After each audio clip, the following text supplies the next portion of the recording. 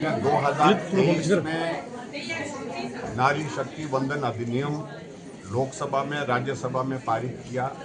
महिलाओं को सशक्तिकरण, महिलाओं को आगे बढ़ाने के लिए और उनका सही मायने में ये उपकार नहीं, ये उनके अधिकार उनको दिए जा रहे हैं। ये प्रधानमंत्री जी ने लोकसभा के अंदर उस वक्त बोला था और इस बात को अब लागू करने के लिए, उस बिल को लागू करने की दृष्टि से विशेष सत्र लोकसभा और राज्यसभा का 16, 17, 18 तारीख को जो बुलाया गया है, उसमें गहन चर्चा इस विषय पर हो सकती है और जो टेक्निकल चीज़ें उसमें हैं, जो एक्ट में अमेंडमेंट होनी है, क्योंकि इसमें कॉन्स्टिट्यूशनल अमेंडमेंट भी है, तो उस सारी चीज़ को पारित करने की दृष्टि से सभी दलों से अपील की है कि सब सहयोग करें ताकि हम इस 33% आरक्षण के महिलाओं के लिए जो एक बिल पारित कर चुके हैं उसको हम लागू कर सकें। और मुझे पूरा भरोसा है कि जिस प्रकार से चर्चा चली है,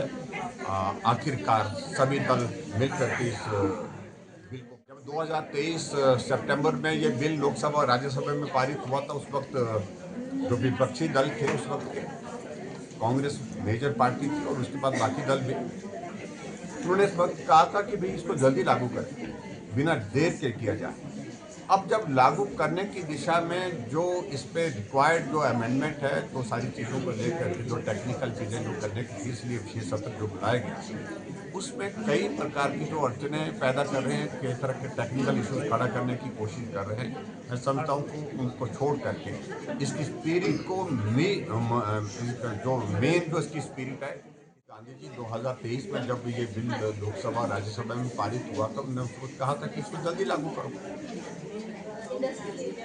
अब इस पर टेक्निकल चीज जो है वो ये है कि अभी तक जो प्रोविजन है एक्ट में, उसमें ये है कि पहले सेंसस होगा, उसके बाद जो है डिलिमिटेशन होगा।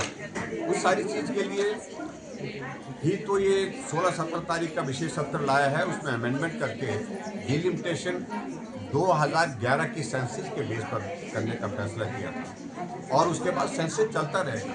जो कास्ट सेंसस की कांग्रेस के लोग या विपक्ष के लोग जो बात कर रहे हैं, तो ऑलरेडी आने वाले समय में सरकार ने तय कर दिया कि उसके आधार पर करेंगे, वो कर रहे हैं। लेकिन अभी इस प्रकार से जिद पकड़ करके इस बिल को रोकना, ये मैं समझता हूँ कि कतई भी उचित नहीं है और निश्चित रूप से इस बिल से किसी का लाभ हो, इस बात को लेकर के मैं कुछ नहीं कहना चाहता हूँ, लेकिन इस बिल को रोक करके जो लोग एक्सपोज हो रहे हैं उनका कि मुख्यमंत्री जी अभी चुनाव के प्रचार के लिए असम गए और असम जा करके वहाँ कहा कि हमने 10 गारंटियाँ हिमाचल प्रदेश में दी थी और 10 की 10 पूरी कर दी। सभी महिलाओं को 1500 रुपये मिल रहा है और 300 यूनिट बिजली हम फ्री दे रहे हैं।